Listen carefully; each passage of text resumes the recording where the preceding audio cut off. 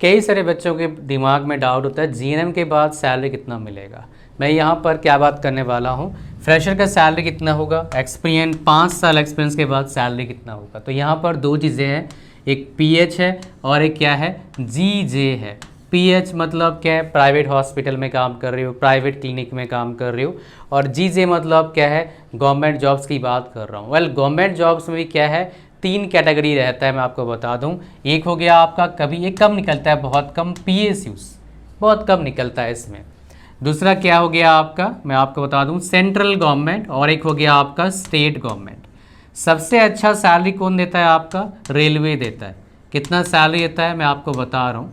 As a fresher अगर आप railway join करते हैं तो ये सैलरी देख के आप चौंक जाएंगे भैया।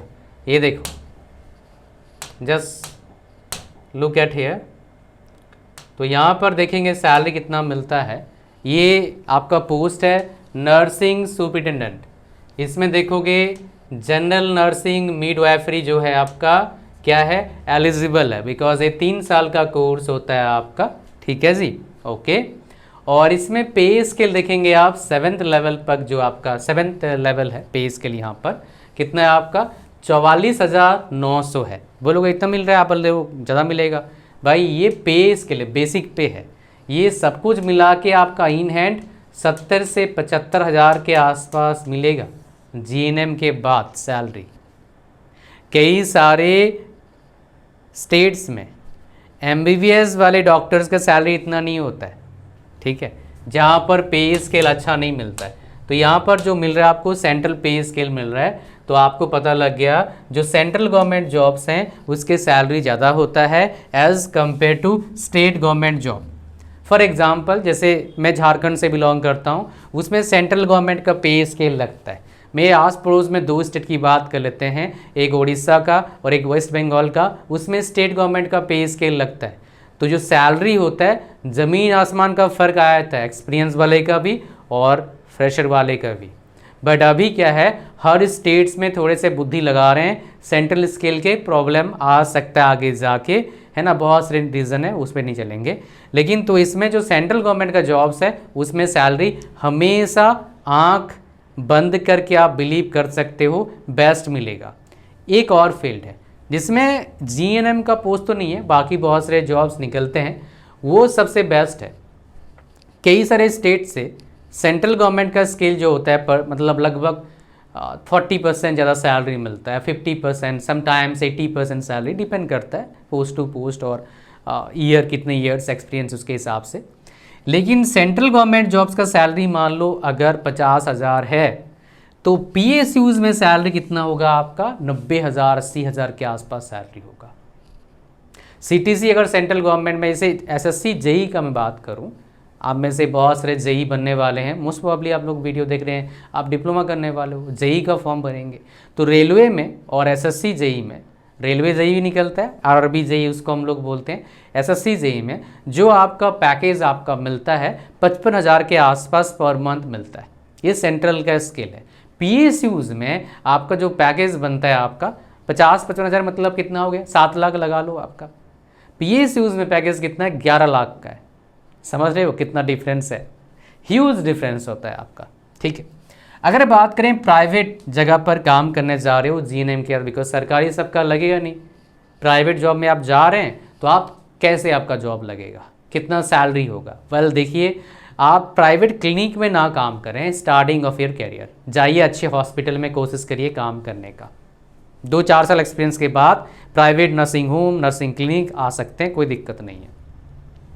तो स्टार्टिंग सैलरी कितना एक्सपेक्ट कर सकते हो, ये डिपेंड करता है 3 चीज़ों पर। एक, आप कौन से कॉलेज से पढ़े हो, उनका टाई अप कौन कौन से हॉस्पिटल के साथ है, पहला।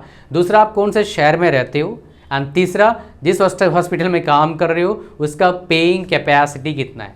आमतौर पर जो कॉर्पोरेट हॉस्पिटल होते हैं, बड़े हॉस्पिटल होते हैं, उसमें सैलरी क्या होता है, ज़्यादा होता है।